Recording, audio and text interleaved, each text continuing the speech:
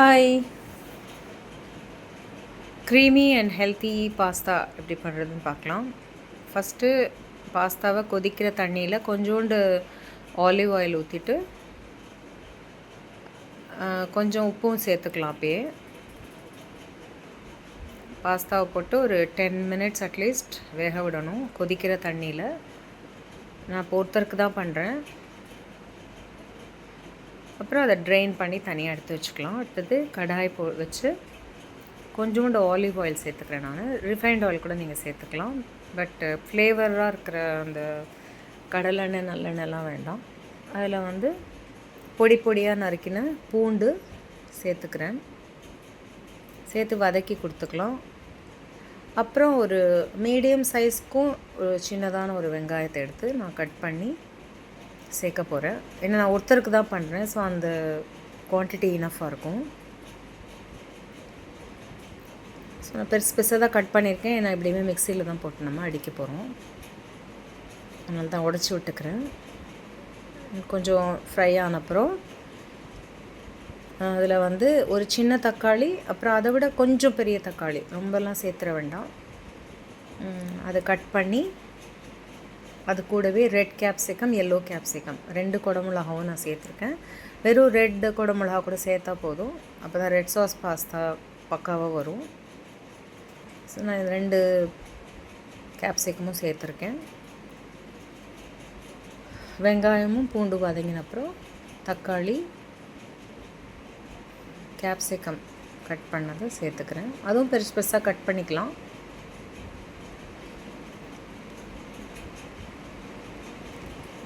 கொஞ்சோண்டு உப்பு சேர்த்து, உப்பு பார்த்து போட்டுக்கணும். ஏன்னா ஆரிகானோ சேர்க்கும்போது அதுலேயும் உப்பு இருக்கும். நம்ம பாஸ்தா வேக வைக்கவும் உப்பு போடுறோம். ஸோ அதனால் உப்பு ஒரு ஸ்டேஜ்லேயும் பார்த்து ரொம்ப கம்மியாக போட்டுக்கணும்.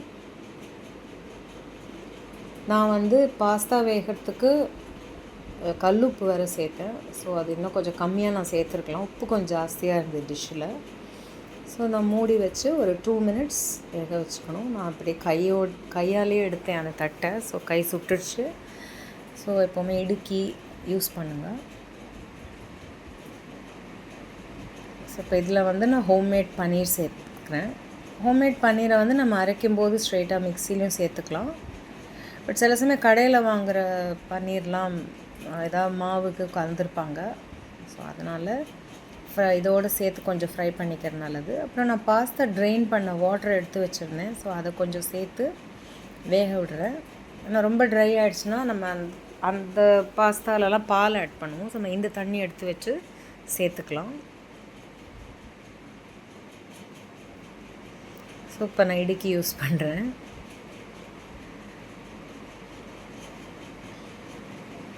மிக்ஸி நல்லா மிக்ஸ் பண்ணிவிட்டு இப்போ நம்ம ஆரிகானோவும் சில்லி ஃப்ளேக்ஸும் நான் ஒரே ஒரு பேக்கெட் தான் 2த்தையும் சேர்த்து கட் பண்ணி போட்டு வச்சுருக்கேன். ஸோ அதையே நான் அந்த த்ரூ அவுட் த டிஷ்க்கு யூஸ் பண்ணேன். இப்போ கொஞ்சம் ஆட் பண்ணுறேன். பண்ணிவிட்டு மிக்ஸ் பண்ணி கொடுத்து நம்ம இதை நல்லா ஆற வச்சு மிக்சியில் அடித்து எடுத்துக்கணும். ஸோ நம்மளுக்கு அந்த பாஸ்தா சாஸ் ரெடி ஆகிடும். ஸோ பாஸ்தா சாஸ் ரெடி ஆகிடுச்சு. ஸோ அடுத்தது கடாயில் கொஞ்சோண்டு ஆலிவ் ஆயில் ரொம்ப கம்மியாக யூஸ் பண்ணால் போதும். இதுக்கு இந்த ஸ்டேஜில் வேணும்னா நம்ம பொடியாக நறுக்கினா பூண்டு சேர்த்துக்கலாம். பட் நான் சேர்க்கலை, அப்படியே அந்த சாஸை சேர்த்துக்கிறேன், அரைச்ச சாஸை.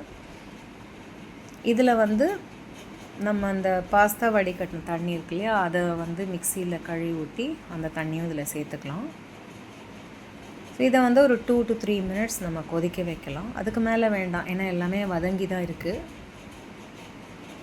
அப்புறம் நம்ம அந்த ட்ரெயின் பண்ணி வச்ச பாஸ்தாவை சேர்க்க வேண்டியதான். நான் கொஞ்சோண்டு ஸ்வீட் கார்ன் கொதிக்கிற தண்ணியில் போட்டு வச்சுருந்தேன் ஒரு 5 மினிட்ஸ். அதை இந்த ஸ்டேஜில் சேர்த்துக்கிறேன். அது ஆப்ஷனல் தான்.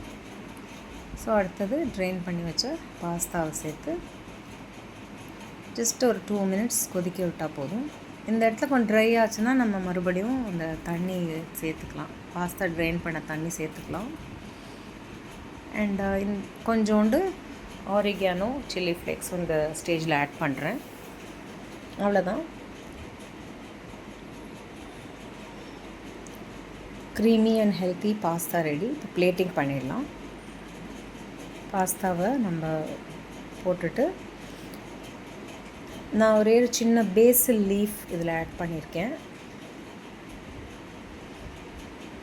அதுக்கப்புறம் மிச்சம் இருக்கிற ஆரிகானோ சில்லி ஃப்ளேக்ஸையும் ஆட் பண்ணிவிட்டு மேலே சீஸ் கிரேட் பண்ணி தூவி விட்டுற வேண்டியதான். ரொம்ப டேஸ்டியாகவும் இருக்கும், அதே நேரத்தில் ஹெல்த்தியும்.